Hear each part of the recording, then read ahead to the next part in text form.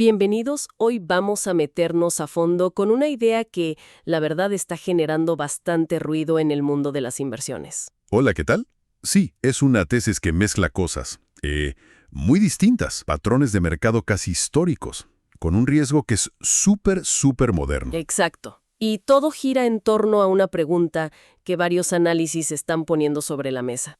A ver, después de una racha espectacular para las acciones, de las mejores de la historia, ¿por qué algunos inversores empiezan a ponerse nerviosos? Y de eso se trata hoy, ¿no? De desmenuzar esa idea para que se entienda bien sin ser un experto en finanzas ni nada.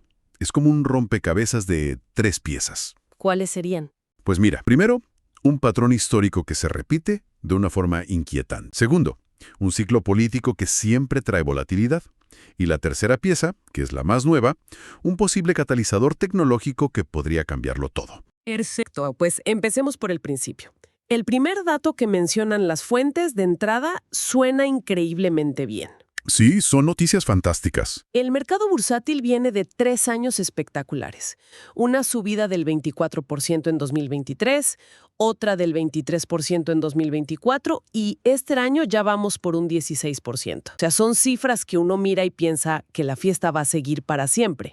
Cualquiera lo pensaría, claro. Es un rendimiento altísimo. Pero aquí es donde los análisis sacan la lupa y encuentran la paradoja. A ver, Resulta que esta secuencia exacta, 3 años seguidos con ganancias tan fuertes, es muy rara. Y las veces que ha pasado antes, el cuarto año, casi con una regularidad matemática, cierra en negativo, en rojo. espera, eso de que un patrón se repita suena casi a, no sé, a superstición de mercado. ¿De verdad hay una razón sólida detrás o es solo una coincidencia? Es una pregunta clave porque nos obliga a no quedarnos en la superficie. No es magia, claro, pero tampoco es casualidad. Ajá. Las fuentes lo explican con una analogía que me parece muy buena, la del corredor de maratón. Ok. Imagina que el mercado es un atleta que ha corrido a un ritmo casi de sprint durante 3 años. Es impresionante, sí, pero no es sostenible. El cuerpo, o en este caso la economía y los inversores, acumulan fatiga. Claro, un desgaste. Exacto. Las valoraciones se estiran, el optimismo se vuelve euforia, y un año en rojo sería como si el corredor bajara el ritmo para recuperar el aliento. Es una corrección necesaria, incluso saludable a largo plazo. Entendido. No es una profecía, sino una observación sobre el agotamiento del sistema, como una resaca. Pero las fuentes añaden otra capa de riesgo, ¿no? Una que tiene que ver con el calendario. Correcto. Y esta capa tiene fecha, el año 2026. En Estados Unidos ese es un año de elecciones de mitad de periodo, las midterms, y esas siempre traen cola. Y si el patrón anterior era interesante, este es, estadísticamente, abrumador. Históricamente, el segundo año de un presidente es el peor de los 4 para la bolsa. Las fuentes dan datos muy claros. Correcciones promedio del 18% en el S&P 500. ¿Un 18%? Eso ya es una caída seria. Pero, ¿por qué? ¿Qué pasa en esos años? Pues sobre todo, incertidumbre. Mucha incertidumbre política. Suelen ser años en los que el partido del presidente pierde poder en el Congreso y eso lleva a un gobierno dividido, a una parálisis. Claro, no se aprueban leyes, las reformas se frenan. Exacto. Y a los mercados no hay nada que les guste menos que no saber a qué atenerse. Así que, volviendo a la analogía, tienes al corredor fatigado y de repente el camino se pone empinado y con niebla. Las probabilidades de tropezar, pues se disparan.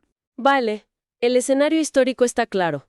Un mercado cansado y un calendario político complicado. Pero como decías, esto solo crea las condiciones. Se necesita una chispa, se necesita un catalizador. Y lo fascinante de esta tesis, lo que la hace tan actual, es que las fuentes identifican uno que hace unos años ni siquiera existía, la situación financiera de OpenAI. De acuerdo, aquí entramos en el corazón de la revolución tecnológica. Para que todo el mundo nos siga, OpenAI es la empresa de ChatGPT, el motor de toda esta locura por la inteligencia artificial. Y para que esos modelos de IA puedan pensar y responder, necesitan una cantidad de poder de computación que es difícil de imaginar. Y ese poder se lo alquilan a gigantes como Microsoft, Amazon, Google. Y ahí está el concepto clave que señalan los análisis. Los compromisos de computación, que es básicamente como la factura de la luz de OpenAI, pero a una escala monumental. Y la cifra que dan las fuentes es para sentarse. Es una locura.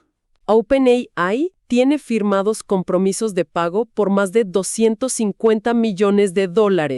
¿250 mil millones? Espera un momento, repite esa cifra, $250 mil millones. es que es más que el PBI de varios países. Cuesta hasta procesarlo. ¿Cómo es posible que el coste sea tan bestia? Porque la infraestructura que se necesita no tiene precedentes.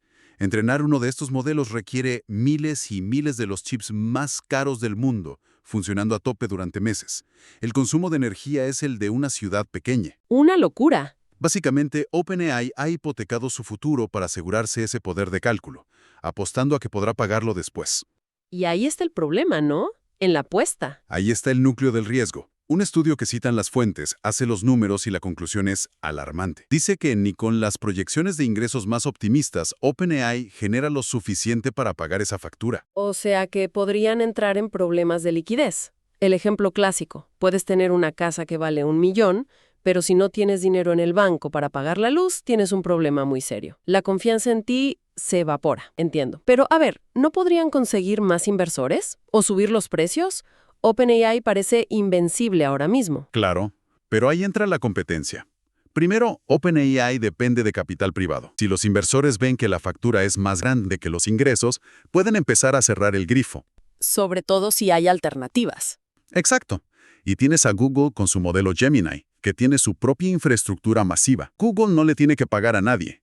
Puede permitirse competir en precio, incluso perder dinero. Para OpenAI eso es mucho más difícil. Entonces, la factura de la luz es el talón de Aquiles de la empresa que parecía intocable. Si ese es el riesgo, ¿cómo sería el efecto dominó si empiezan a tener problemas?